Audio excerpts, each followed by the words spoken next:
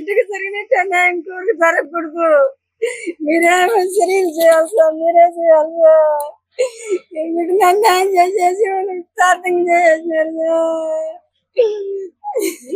వాళ్ళకి ఎవరు దిక్కు లేదని ఎస్ఐ గారు బలంతో మమ్మల్ని ఏది చేయకుండా మమ్మల్ని బాధ పెట్టినట్టు. కనీసం ఎస్ఐ గారి నుంచే మా అమ్మాయి ఈ బలైంది. ఎస్ఐ గారిని గురించే మా అమ్మాయి ఈ బలైంది. మా బిడ్డ శవం లాగా ఇంటికి పోయి సాగుబో అన్నాడు అంటే స్టేషన్ లో. దాని ద్వారా మా బిడ్డ ఆ విధంగా వచ్చింది. పట్టించుకోవాలా అబ్బాయి గల్లా వాళ్ళకి మద్దతు ఎక్కువ చేసుకొని లంచాలు నూకి వాళ్ళు తీసుకున్నాడు కానీ ఈ ఆడపిల్ల జీవితాన్ని చూసుకున్నవాడు కాదు ఎస్ఐ గారు. మళ్ళీ ఆయన గవర్నమెంట్ ఆఫీసర్ కదా, 10 మందికి న్యాయం చేసేదానికే కదా ఆయన నిలబెట్టింది. సైదాపురం ఎస్ఐ సైదాపురం బిడ్డకి అన్యాయం జరిపింది. అది మీరే విచారించుకొని మంచిగాని చెడ్డగాని మీరే చెయ్యాలి. న్యాయం అన్యాయం తెలుసుకొని మీరే న్యాయం మీడియా వాళ్ళే న్యాయం చేయాలి. ఇప్పుడు ఆ ఎస్ఐని మటుకు తీసేయాలి. ఆ ఎస్ఐని ఇంత పని చేసినప్పుడు వాళ్ళు అమ్మాయి వాళ్ళ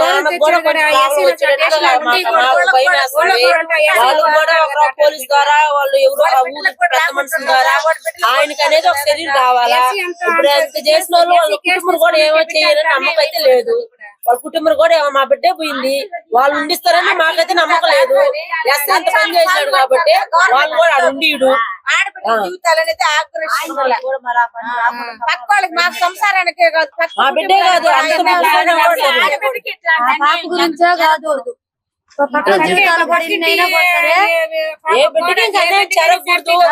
కన్న తల్లికి ఎస్ఐ సర్వీస్ తీసుకుని వాళ్ళిద్దరు కనపోయి ఏదో ఒకటి చేస్తుంటే లేకపోతే దూరం రాదు కదా. మా బిడ్డే కదా సావు అన్నాడంట. సావు అన్నా చదువు బిడ్డ రాసిన బిడ్డ కాబట్టి చచ్చిపోయింది. తిరిగి బిడ్డ సావదు కదా. మాట అనుకుంటుంటే బిడ్డ ఎస్ఐ వల్ల మా బిడ్డ చనిపోయింది. ఎస్ఐకి ఏదో ఒకటి చెయ్యాలి. వాళ్ళ కుటుంబానికి న్యాయం చేయాలి. వాళ్ళ కుటుంబం సర్వీస్ తీసుకోవాలి. ఏమైనా ఇప్పుడు ఆ పాప జరిగింది వాళ్ళ కుటుంబానికి జరగకుండా అయితే ఉండదు. ఏదో ఒకటి జరుగుతుంది కానీ వాళ్ళ కుటుంబం అనేది ఒక ఆధార్ అనేది ఉండాలి. అది మేము కోరుకునేది. వల్ల పాప ఇదైపోయింది.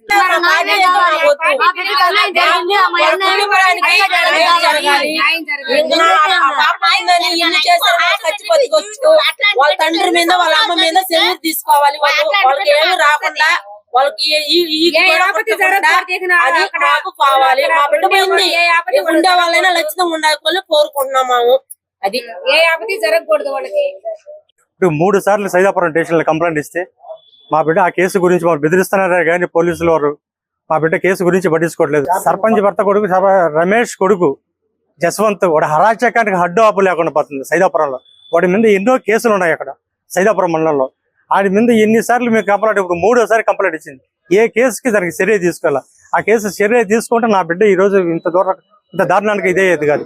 వాడి వల్ల నా బిడ్డ బలైపోయింది. ఏది ఇస్తానని వెంట పడుతున్నాడు అని చెప్పింది. అంటే కాలేజీ రోడ్డు హీటింగ్ ఆ ఏరియాలో స్కూల్ రోడ్డు కాలేజీ రోడ్డు సాయంత్రం అయినా ఉదయాన్నే అయినా వాళ్ళు వెనకాల ఎంబడబడతారు. పొరంబోగులు కదా సైదాపురంలో.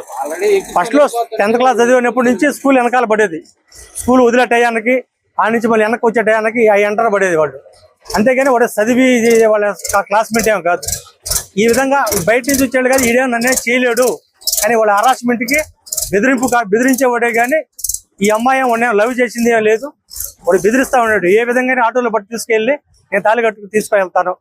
అందులో ఒక ఆటో కూడా సహకరించి అమ్మాయిని తీసుకుని వెళ్ళిపోవటానికి తిరుపతికి తీసుకుని 10 రోజులు వాడుకొని వదిలేస్తే ఏ కాడికి చచ్చినట్టు నాకే ఇచ్చి పెళ్లి చేస్తారు అని చెప్పి తీసుకుని వెళ్తాంలో మా అల్లుడు చూసి తిప్పారపడి దగ్గర ఫోటోలు తీసేసరికి ఆ ఆటో కూడా తీసుకొచ్చి మా ఇంటి దగ్గర వదిలిపెట్టాడు. అప్పుడు చెప్తే తర్వాత మళ్ళీ ఈ మధ్య మొన్న ఇలా ఆటోలో వేసుకెళ్తుంటే కిడ్నాప్ చేయడానికి అప్పుడు మళ్ళీ కేసు పెట్టాం.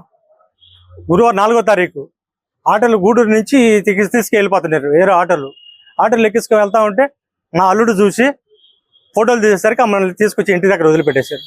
చేసేసరికి ఇచ్చి కంప్లైంట్ ఇస్తే కంప్లైంట్ తీసుకొని బెదిరియటం స్టార్ట్ చేశారు.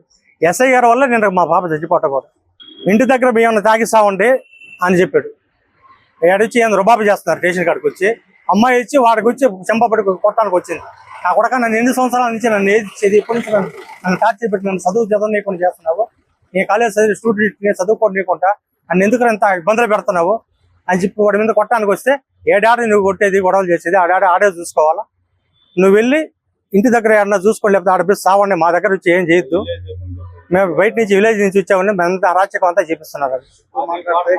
కేసు కడతాము, ఎస్సీ ఎస్టీ అట్రాసిటీ మీద మీ మీద 4 బెల్ కేసు కడతాము, వాళ్ళ మీద స్టేషన్ బెల్ ఇస్తాను, మీ మీద 4 బెల్ కేసు కడతాను అని చెప్పి మమ్మల్ని బెదిరించాడు. బెదిరించేసరికి మా భార్య మా కూతురు ఇద్దరు బయలుదేరి వెళ్ళిపోతుంటే నేను కూడా వెళ్ళిపోతాను. నన్ను పిలిచి ఆ కేసు తీసుకుంటాను నన్ను రమ్మని చెప్పి కానిస్టేబుల్ ఇద్దరు వచ్చి తీసుకెళ్ళిన తర్వాత కేసు రాసే టైంలో మా అమ్మాయి ఇంటి దగ్గర ఉరేసుకుందని మా కొడుకు ఫోన్ చేయగానే నేను వెంటనే బయలుదేరి ఇంటికి వెళ్ళగానే సింగితో ఉరేసుకొని పట్టుకొని దింపే టైంకి ఊరి ప్రాణమే పోయింది. ఇంకా బెటర్ ఉండదు కానీ ఉరేసుకుంది. కనీసం ఆ టైంలో కేసు కట్టినా నా బిడ్డ బతికుండు. కేసు కానీ మామూలుగా ఏదో కేసు కట్టి కానీ పంపించేసి ఉంటే వాడు కౌన్సిలింగ్ ఇచ్చి ఉంటే నా బిడ్డకి ఎలాంటి పరిస్థితి అయ్యి ఉండదు, అలాంటి సూసైడ్ చేసుకునే పరిస్థితి ఉండదు.